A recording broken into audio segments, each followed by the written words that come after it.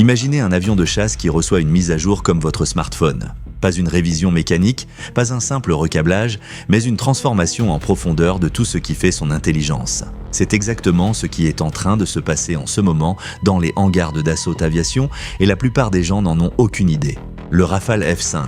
Ce nom circule discrètement dans les cercles de défense depuis quelques années, mais ce qu'il représente vraiment dépasse largement ce que les communiqués officiels laissent entendre. Alors aujourd'hui, on va décortiquer tout ça ensemble, couche par couche, pour comprendre pourquoi cet avion n'est pas juste une mise à niveau, mais potentiellement un tournant dans l'histoire de l'aviation de combat européenne. Commençons par une question qui peut sembler bizarre. Pourquoi la France fabrique-t-elle encore ses propres avions de guerre? Après tout, les États-Unis produisent le F-35, l'avion furtif le plus avancé du monde, et des dizaines de pays l'ont acheté. Pourquoi s'embêter à tout concevoir soi-même, à dépenser des milliards, à mobiliser des milliers d'ingénieurs, alors qu'on pourrait simplement passer une commande outre-Atlantique? La réponse tient en un seul mot, le code source. Quand vous achetez un F-35, vous achetez un avion, mais vous n'achetez pas la liberté de le faire évoluer comme vous le voulez. Les mises à jour logicielles, les autorisations d'emport d'armes, les paramètres de vol, tout ça passe par Washington. Et si un jour les priorités américaines divergent des vôtres, si vos intérêts géopolitiques ne s'alignent plus parfaitement, vous vous retrouvez avec un outil de défense que vous ne contrôlez qu'à moitié. Ce n'est pas de la paranoïa, c'est simplement de la mécanique de la dépendance technologique. La France a refusé ce scénario à la fin des années 90 quand l'invitation à rejoindre le programme Joint Strike Fighter a été déclinée. Un choix difficile, coûteux, mais qui aujourd'hui avec le Rafale F5 commence à montrer toute sa logique. Alors concrètement, qu'est-ce qui change avec ce F5? Parce que de l'extérieur, l'avion ressemble toujours à un Rafale. Même silhouette élancée, même Delta Canard reconnaissable entre mille. Et c'est justement là que c'est malin. Pensez à un iceberg. La partie visible reste familière, rassurante même, mais sous la surface, c'est une machine entièrement repensée. La première grande transformation, c'est le moteur. Safran, le motoriste français, a développé une version profondément retravaillée du M88, baptisée en interne le M88 Rex. Et les chiffres sont impressionnants.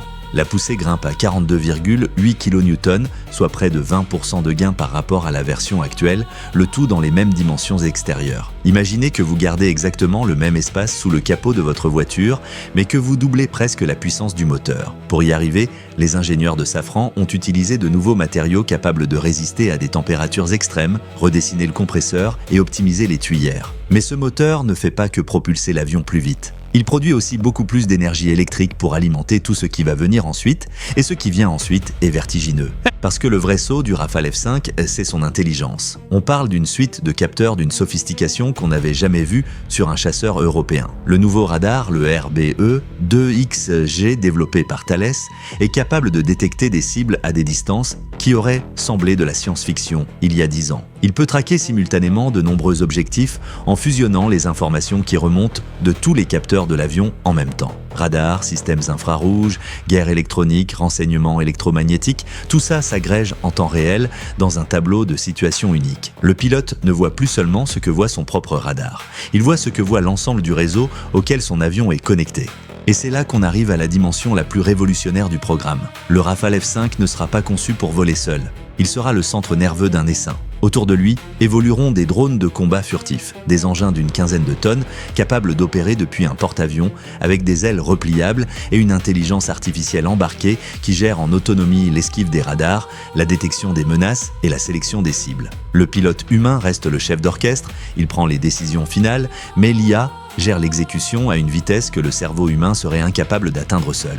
C'est fascinant à imaginer, non? Un homme dans son cockpit qui supervise une flotte de machines autonomes pendant qu'il mène lui-même son propre combat. On est très loin du duel tournoyant entre deux chasseurs qu'on voit dans les films. La guerre aérienne de demain ressemble beaucoup plus à une partie d'échecs ultra rapide où chaque pièce pense par elle-même, mais où le roi reste humain. Ce choix de maintenir le pilote au centre de la décision, d'en faire le responsable ultime et non un simple superviseur passif, est loin d'être anodin. Il soulève des questions qui dépassent le cadre technique. Jusqu'où peut-on déléguer à une machine le choix d'une cible? Où se situe la frontière entre l'outil et la décision? La France a tranché clairement, l'humain commande, la machine exécute. C'est une position qui dit beaucoup sur la philosophie qui sous-tend tout ce programme.